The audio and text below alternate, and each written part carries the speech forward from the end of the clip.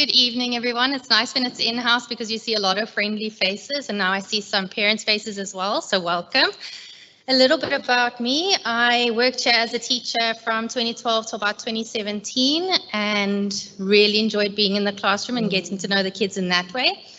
Then in 2018, I went to Bishop's College and did an internship year over there. Worked mainly with the boys in the high school, and that was a whole new ball game for me. And in 2020, I started here again in the Learning Support Center, and then COVID hit.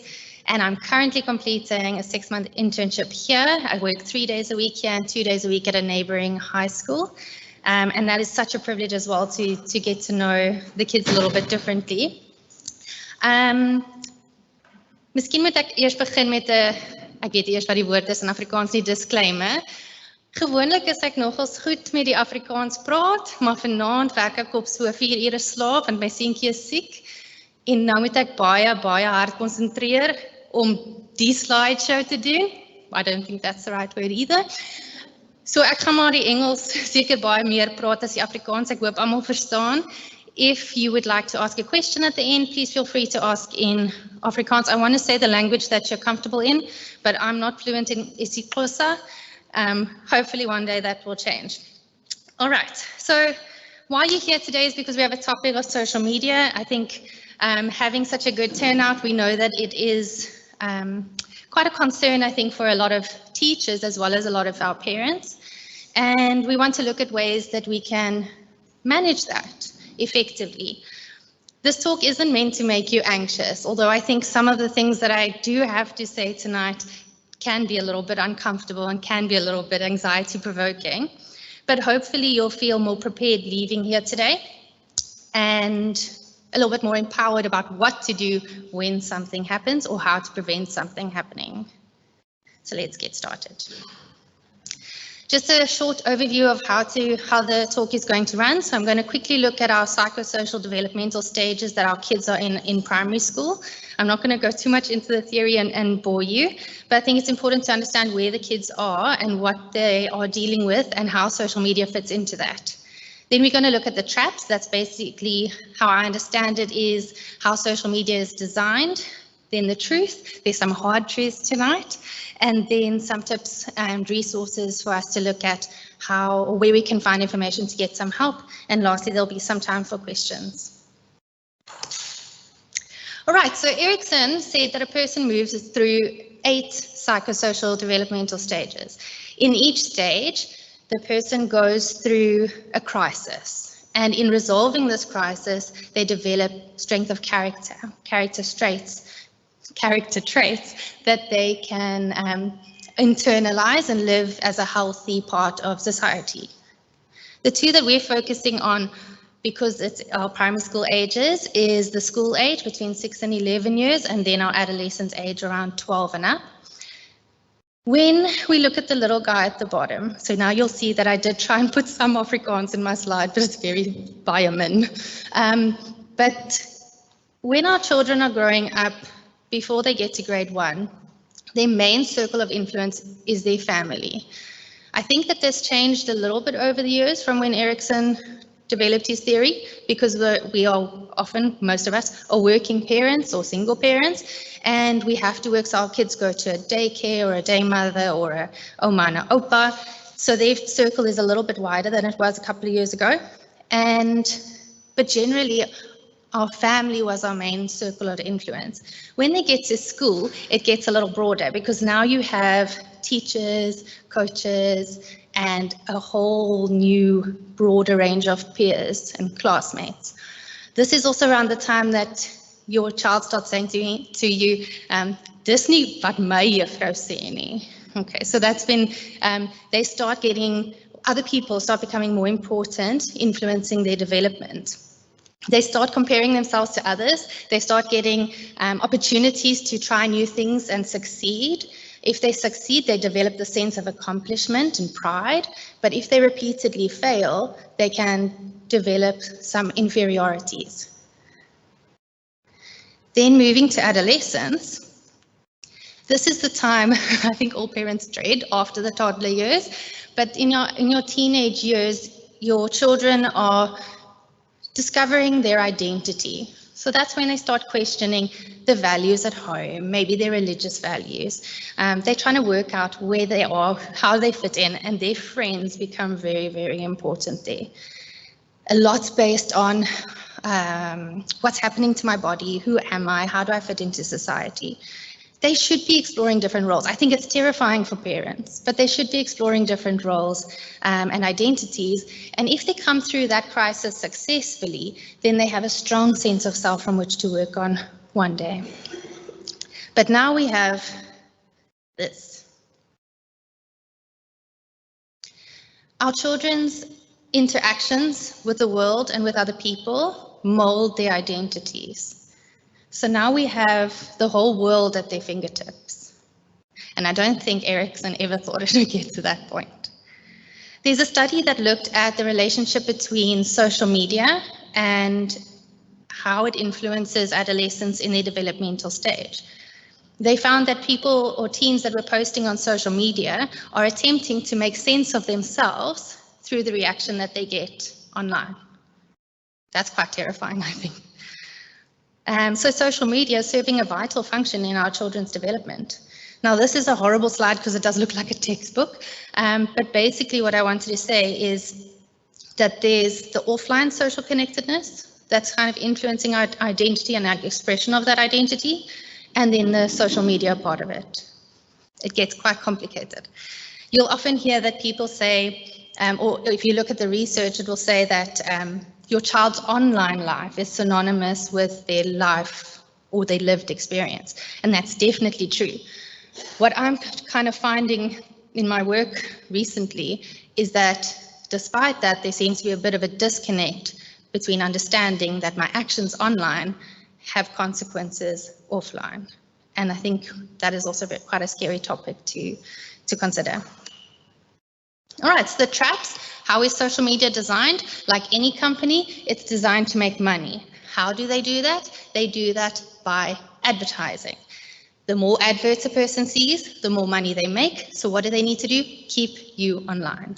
All right, so how do, I think that's quite scary because it's almost as if they're encouraging, not as if, they are encouraging an addiction type behavior because that makes them more money. Not yet. With the controversial advertisements and content, so they try and keep you online by showing you things that look interesting. You know, I don't know if you've ever seen on social media, they'll say something, they'll show like pictures and then you click on these pictures of celebrities to look at them and then that's not what the article is about, so there's clickbait. So they do things like that. They create something for you to lose that you never had in the first place. So if you look at the give you something to lose, those snap streaks, it's on Snapchat.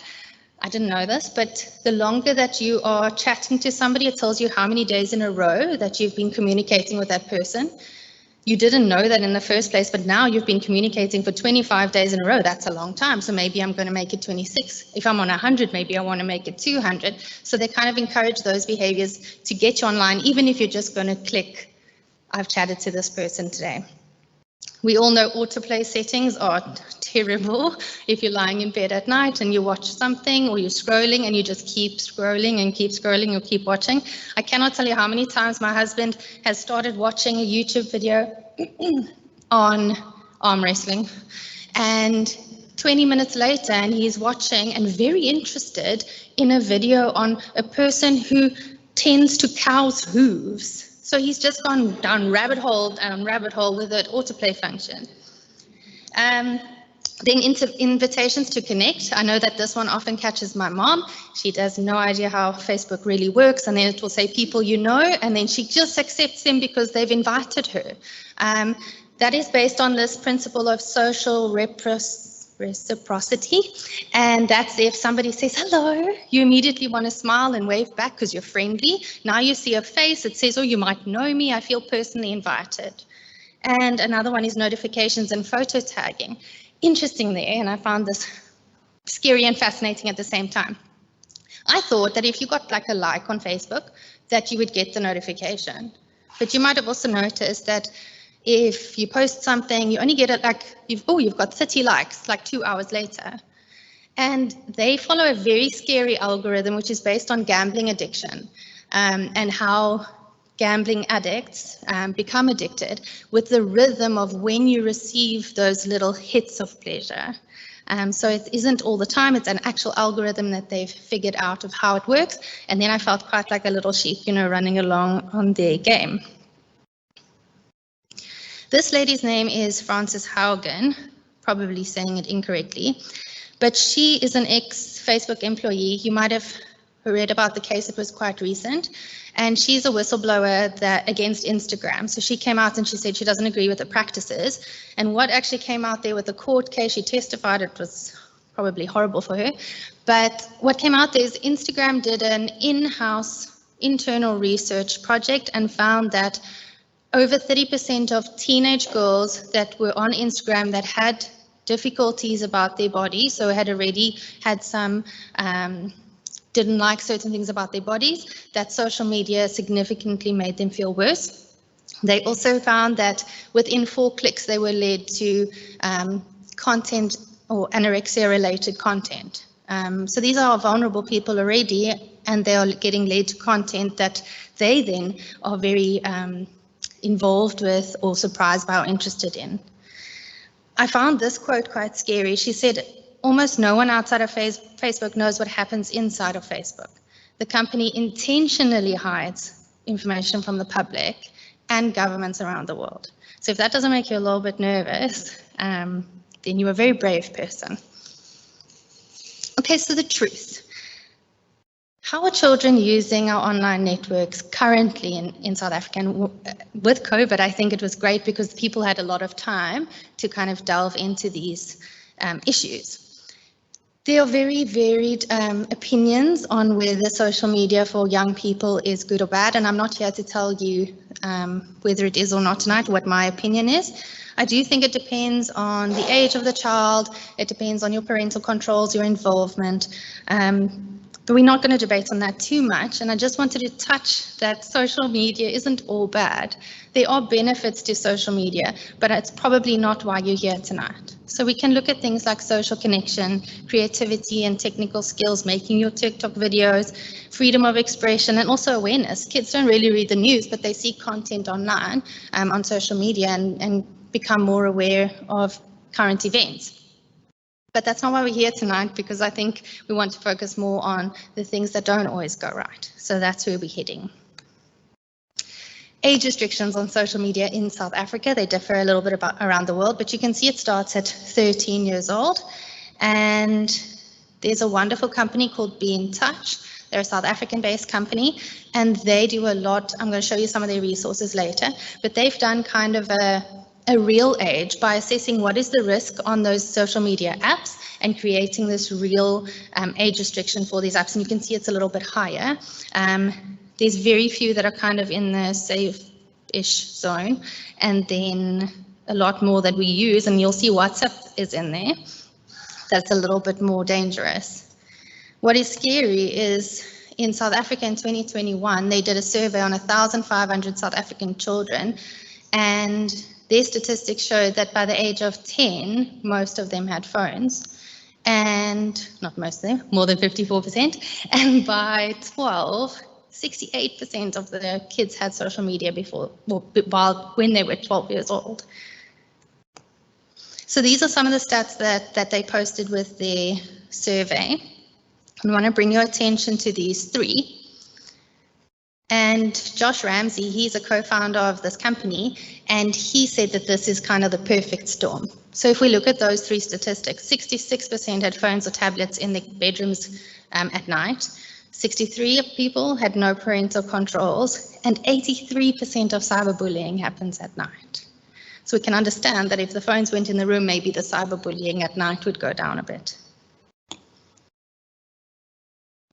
Can you hear me slick? So for this one, I wanted to bring your attention specifically to this statistic. Over 50%, it's over 60% of children had stranger contact via social media.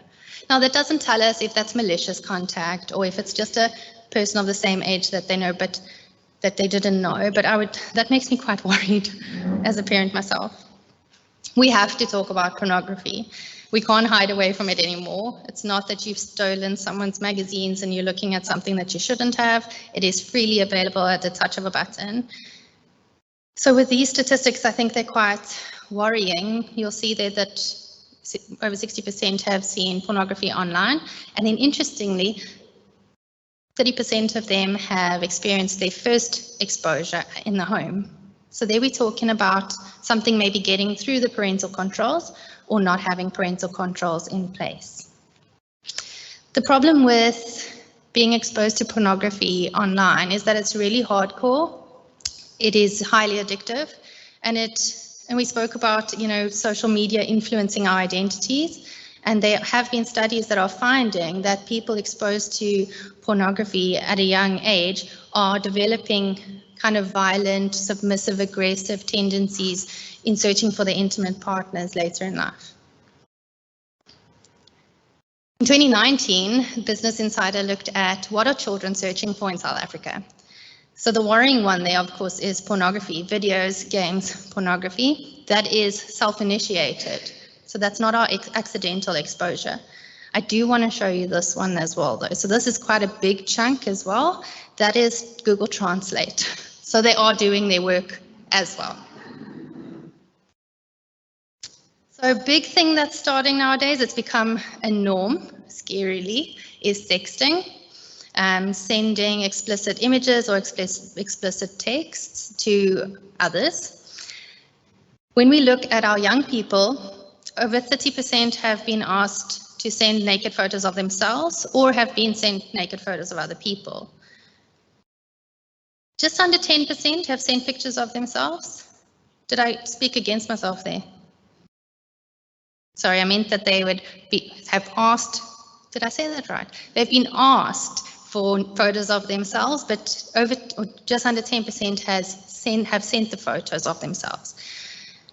I think that's higher because we are seeing that a lot these days, and the ripple effect is huge. What we're also seeing, and it's not part of the statistics, but is something called sextortion. So revenge pornography, blackmail, and this isn't among our adolescents that have left school. These are amongst our kids that are in school, and I'm telling you the effects of that are devastating. I told you it's going to make you a bit anxious. And then I think this is almost getting to the last one that's terribly scary, is the link between mental health, self-harm, and social media.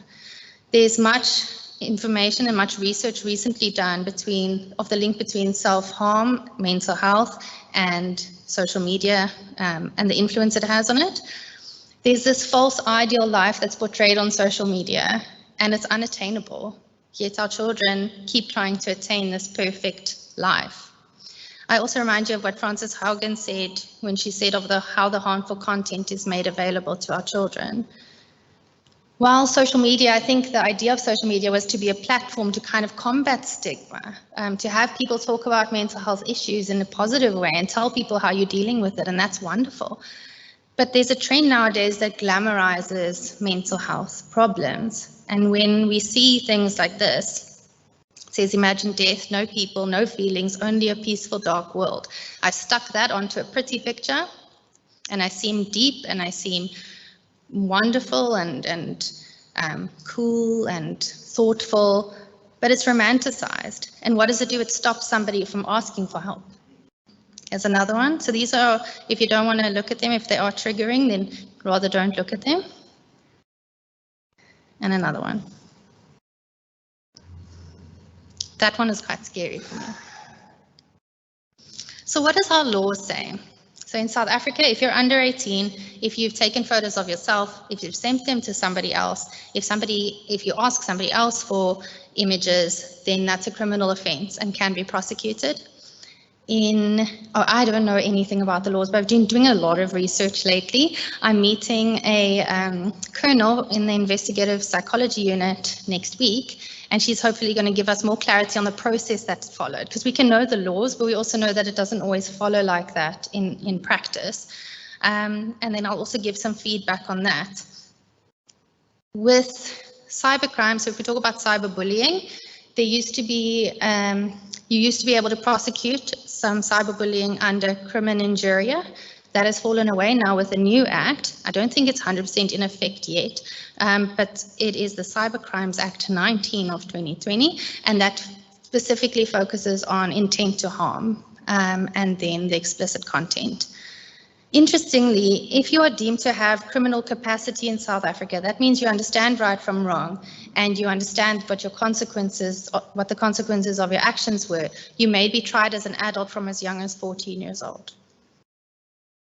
So usually there's hefty fines related here. I'm talking about if you're talking about explicit content, you're talking about 150,000 Rand upwards. If it's criminal like blackmail, then it can be a prison sentence as well, or a if you have a criminal record. Generally, if both people, let's say that both parties are under 18, then they generally don't have to go. They don't have to go to open court. It's handled with a magistrate, but both sides can be prosecuted. Usually, we call them the victim who has been extorted. Can also get in trouble for creating the content. I think that's where the laws maybe fail us a little, but I'm glad I don't have to sort out all of that in court. So why we're actually here, we're looking at tips for parents. So if we go back to the little guy pre-internet, I think that's, okay, not all of us, because we have some very young teachers here, and maybe we have some very young parents. But I grew up without internet, and we had a smaller circle of influence. And maybe I'll bring back memories for you, saying where you're going, who's going with you, jy moet 6 uur by die huis wees, don't talk to strangers, remember your manners, call me if there's a problem. And then we get this, and we don't ask any of those questions. Not who are you talking to online, who are you playing with, what are you doing? Tell me if there's a problem. And that's what we want to try and do today, is establish these questions as our ground rules. There's two thinking traps that come up quite a lot when working with parents, and this often happens after something has happened. Maybe you're sitting here tonight thinking, my child will never do that. It'll never be my kid. Or you're thinking, I'm going to do everything I can to protect them and they'll be safe. And both of those are actually false, unfortunately. Our children are naturally curious. 50 years ago, they would ask their friends, maybe an auntie or an uncle, about something that they found a little bit embarrassing. Now they don't even have to be embarrassed because they can search it without anyone knowing. If you take every possible precaution, and let's say for some miracle, you do get your parental controls in such a fashion and they're never exposed on any of their devices, that doesn't mean they're not going to see something on somebody else's device, or something's not going to slip through those controls. So preventatively, install parental controls and ensure digital security. Now, Arnu, who is our IT wizard with Ari upstairs, he gave me these two slides. I don't know much about them, but I think it's important to read it. So he explained to me that all devices come out with some kind of security, and they can be enabled on the device themselves. He did say, and he said, I have to beklemtoon that this will not mean all content will be blocked. There are still things that slip through the cracks.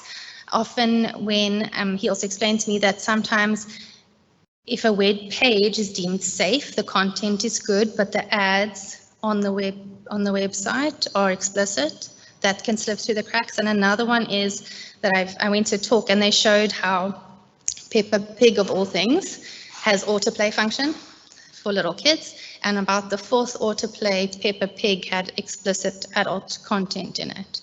But the byline was all, cute, so it didn't get picked up. He said if you have any questions, you can email him, and we're going to put the presentation on the website, so you'll have access to all the emails and all the resources. So there's how he explains how to get Google Family Link onto your devices. You can go look at it when you're on the website again. So this is apparently the Rolls-Royce app of parenting. It scans all your child's social media platforms, all their texts and all their emails. And if there's something that is worrying, it sends you an email. What I quite like about this is that you're not constantly invading your child's privacy, and we know that becomes really important for teenagers.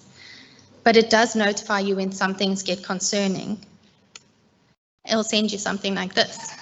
So here, Emily said some things about not feeling really nice, like no one cares about her, and that got sent to her parents, and they were able to talk to her about it. The premium version of this app is pricier, so it's about 1,500 Rand a year. It's just over 200 Rand a month. What did I want to say there? Oh, on Be in Touch, on their website, they give you a 10% discount if you go through them to get Bark, and that's forever. So it's 10% every month or every year until you don't use it anymore. Some few more preventative measures that you could think about employing at home: setting limits on screen time. If you buy an app like Bark, or if you do Google Link, I think they do have those parental controls in there. Establishing a good digital ground rules for the family. Now that's really important for the family, because often we want to tell our kids what to do and we do the exact opposite. I think that comes later with modeling good behavior. And something that I quite like that they do is they actually make a contract with their children. So this is an example of a smartphone contract. This is of one of the resources. They are on some of the other resources that I have, these different versions of it, so you can see what you want to take from each one. I have photocopied a couple and I've put them there by teacher Arnau, is it?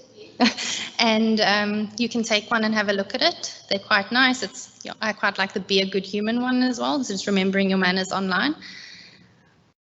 Why I think that something like this might work is it takes the fighting out of it. Now you think, oh, now I go in with my teenager and I give them this. So I've got a bit of a tip for you there. When I used to teach, I used to go into my classroom every year and say, we don't have any rules in our classroom on the first day of school. And it gets quite chaotic. And then they say, but ma'am, he's shouting out. I said, so okay, should we make some rules? And then we decide to make rules, and they give me all the rules that the previous teachers have already told me.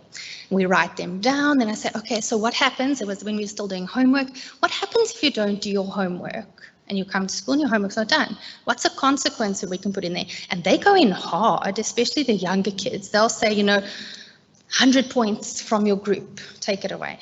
And then I get to say, no, maybe we should just make it 10. So then I'm already a nice teacher and not the bad guy. We put that into our contract. We have our consequences on our contract, and each kid in the class signed it. When they mess up, because they will mess up, you're able to say, but what was the consequence that you said again? What did we decide on? Oh, okay, so that has to happen, let's move on. And so it kind of takes a bit of the fighting, but mom, no, but dad, you said, oh, please. Okay, so that's a little bit of a tip around that. Modeling good digital behavior, maybe not having phones in the bedroom. That includes yourself. If you're worried about alarms, you have watches with alarms on, you have clocks, maybe in load shedding, that's a bit difficult. But have a place maybe where you keep your phones at night. And then educating yourself about the apps and the games that they're playing on, and look at their privacy settings, make sure the location is off, know what they're doing on them. I know a big one at the moment is Roblox, and there's a terrible, I didn't put the slide in, but there's a terrible trend on Roblox where you can go to strip clubs. I mean, it's little Roblox people, but still not great for a children's game. Know your children's passwords. Have them give them to you, they have to stick to them. You tell them, you don't want to have to check, if you don't have Bark, you don't want to have to check on things, but you want that option if it comes to that. And joining your child's online world, they'll probably hate it, but you can write it into your contract again. If you're on Instagram, you need to befriend me. So now a little bit effort for parents, you have to make your own profiles, get them to help you, they will love it. They'll try and take non-cringy photos of you and put them on. Write that into your cell phone contract, that if you're on any online platform that you invite mom or dad, and then maybe put your responsibility in there, I will not comment on anything. Okay, it's just for me to monitor and be a part of your world. I think that's important for them to also understand that it's not just, I want to protect you. It's also, I want to be a part of this world because it's such a big part of your life. And then talking to your child. I think that's probably one of our most important ones. Decide or discuss with them beforehand what is pornography and tell them it exists on the internet. You don't have to go into terrible detail. I always think, if there was a mouse in my house, I'd rather want to know that it's in my kitchen so that when I'm reaching for a cookie, I'm looking very carefully where I'm putting my hand. If I didn't know that mouse is there and it surprises me and I didn't expect it, I'm a lot more shocked and I'm a lot more scared. So talk to them age appropriately about what there is online and why we don't want them to see it with their developing brains, and it shows poor or gives a false idea of what relationships are like later. And discuss what to do when it happens. Who must they go to? Who must they tell? I won't be cross. Okay. And then what I really liked as a nice practical one for our teenagers, give them set responses to uncomfortable questions. If we look at those stats, your child is probably at some point going to be asked to send explicit images. And so give them options of how to respond without losing face, because that's really important for our teenagers. They want acceptance and they don't want to cause trouble with their peers. So here's some really fun examples. It says, I want a picture for my birthday, and they send a little picture, happy birthday, of you naked, and he sends his shoulders naked, below the belt, and he's under his belt. Okay. Then we've got the chicken one with my thighs, my legs. And then the last one says, take a picture of the shower, and it's an actual picture of the shower. In this way, you give your children ideas of how to say no. The idea is put across nicely, and neither person really has to lose face, but they know they can't try it on again with them. Another one that somebody tried was sending the loading sign. So, okay, it's coming, and then just sending a picture of it loading, and it didn't work. So this is kind of a get out of jail free card. It only works if the person understands that this is my way of saying no. If they then persist, then it's time to say no in a very firm way. And if they persist, to block them until an adult. Ensure that they know that anything posted online, even if it's deleted, is never gone forever. It can still be accessed. I don't know if there's some of us sitting here that are also like, oh, okay.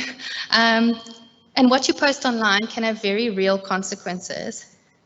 There's a girl that a little bit made fun of this online, and she said, on the topic of nude pics, I just want to remind everyone of a little movie called Titanic. A girl in 1912 has her naked body drawn in a sketchbook by a random dude that no one ever heard of, locks the drawing in a safe on a boat, the boat sinks, and her nude pictures still end up on TV. 84 years later, no one is safe. So it's poking fun at it a bit, but it's pretty much the same for us.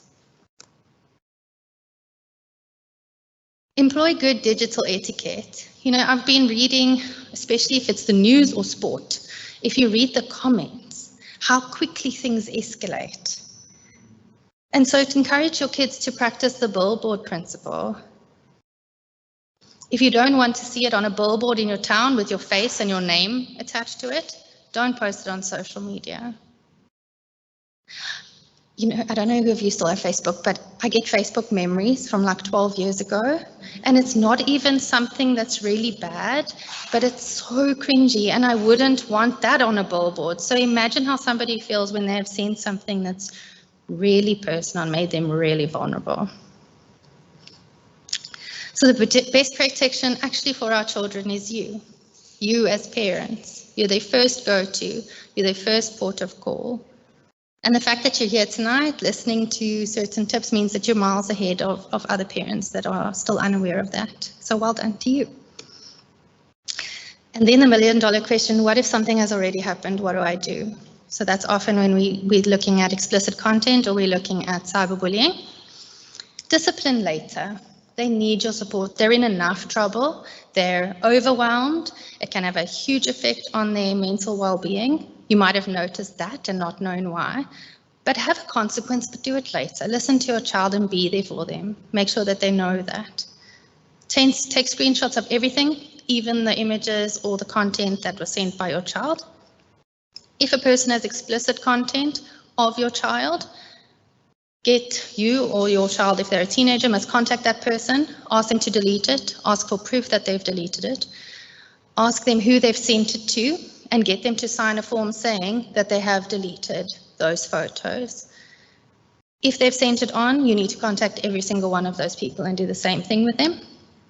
If they don't want to delete them, you can threaten them with a protection order and criminal charges. If that doesn't work, you take legal action. There's a lovely company called the Digital Law Company that deals specifically with these issues. I think it's pricey, but it is there if you need it. So then we're coming to the end of our talk. These are some resources which I really found useful. One of them is Clicked. They have a wonderful resource center where there's free content that you can download that talks about how to talk to your children about pornography. Everything you need to know about Discord. That's the new thing, right? The gaming app where the kids talk to each other. Be in Touch is another lovely one, and Digital Law Company. I want to show you some of the things they have. So these are webinars on the Digital Law Company. You do pay for these ones. There's 1 or 2 free ones. They're actually courses, and you get a little certificate afterwards. So if there is a real problem in your house, that might be something nice to do together with your child. And you'll see there 36 lessons, 220 Rand. So it's reasonable for what you get, I think. This is the Be in Touch group, and they've partnered now with Discovery, and on Discovery's website you can find free webinars. So you'll see there what parents need to know to keep kids safe online, chat, Insta, TikTok, all of those. There's free webinars for parents specifically, and I've got the pamphlet, and there's a link in the pamphlet where you can register and watch them, so I'll put that on our website as well. And then this is Clicked, where they have really nice resources and many ebooks to read. They're also interactive and they're fun, and they are aimed at teenagers and kids. You'll see behind Arnau where the cell phone contracts are lying. There's also a book by Emma Sadlier called Selfie, Sects and Smartphones. It's a wonderful book to read with your teens. Daar's 'n paar vloekwoorde binne-in. I think she wanted to try and get in with the teenagers. So if you are reading it with a younger person, you might edit that before you get to that part. Any questions? Or maybe I'm going to do another disclaimer. I'm not an expert, and this is everything that I've researched, so it is public knowledge on the internet. So if I can't answer one of your questions, then I will find out for you and get back to you. Anything? If you have a private question you'd like to ask me, you're welcome to email me. Okay, so my address is there, or it's on our website. Thank you so much.